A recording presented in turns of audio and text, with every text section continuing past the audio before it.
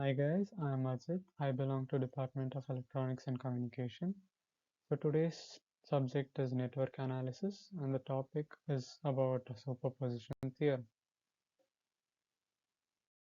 As for the contents of superposition theorem, it includes introduction, theorem statement, procedure of superposition theorem, and included examples as well.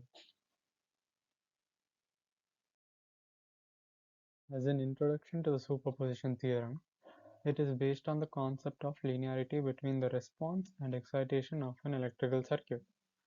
This states that the response in a particular branch of linear circuit when multiple independent sources are acting at the same time is equivalent to the sum of response due to each independent source acting at a time. Now the theorem statement for superposition theorem states as in any linear and bilateral network or circuit having multiple independent sources, the response of an element will be equal to the algebraic sum of responses of that element by considering one source at a time.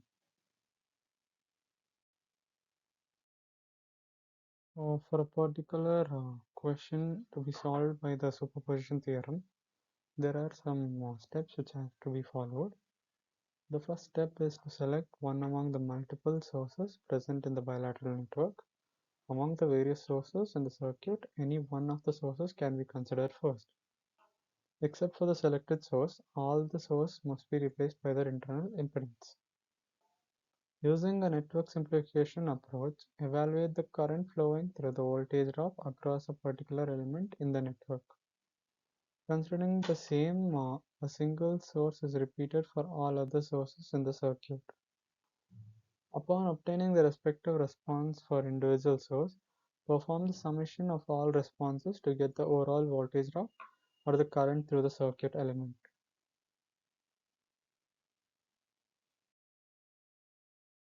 So we have taken an example of a circuit which we have to solve through the superposition theorem.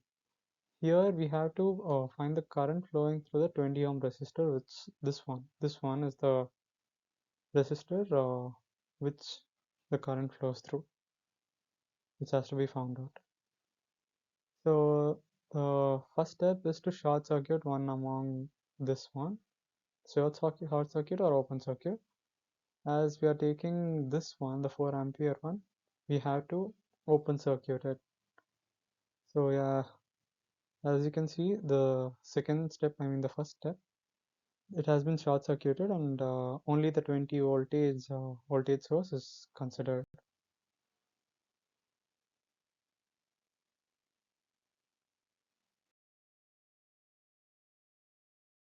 Here in the circuit, we can see that there's only one principal node named V1 and the other node is basically grounded. So we can use a nodal analysis method to find the current flowing through this circuit. As here we have used V equals IR, which is Ohm's law, and I equals V by R. So here V1 minus 20 by 5 plus V1 by 10 plus V1 divided by 10 plus 20. And if you solve for V1, you'll get 12 volts. So the current flowing through the 20 ohm resistor can be found by doing this following simplification.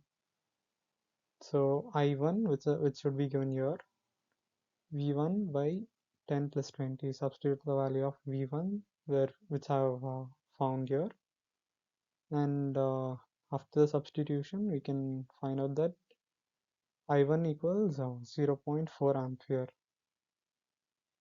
Therefore the current flowing through the 20 ohm resistor is 0.4 ampere when only 20 volt voltage source is considered. In step 2, we have short circuited the 20 volt voltage source which was there in the last figure, and we have taken in the 4 ampere current source as it is in the first figure. And the next step is to simplify the circuit by making the 5 ohm and 10 ohm using the parallel resistor formula. So RAB equals 5 into 10 divided by 5 plus 10, which gives you 40 by 3 ohms. So the simplified circuit is given in the next slide. After simplification, the figure looks like this. The 4 by 30 ohms resistor is here, and the 20 ohm is as it is, and the 4 ampere current source is there. We must use the current division principle to simplify it to find the current. So I2 equals, I2 is supposed to be here, and IS is this one, and R1 is taken as this 40 by 3 ohms, and R2 is 20 ohms. So when we substitute that in this equation, we get I2 as 1.6 ampere.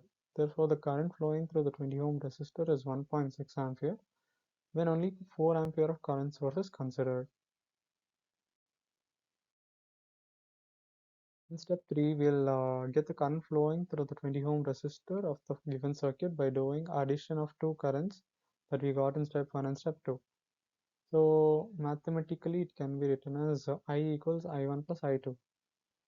So when we substitute the value of I1 and I2 in the above equation, we get it as 2 ampere. Therefore, the current passing through the 20 ohm resistor is given by 2 amperes. Okay, thank you. That's it for today.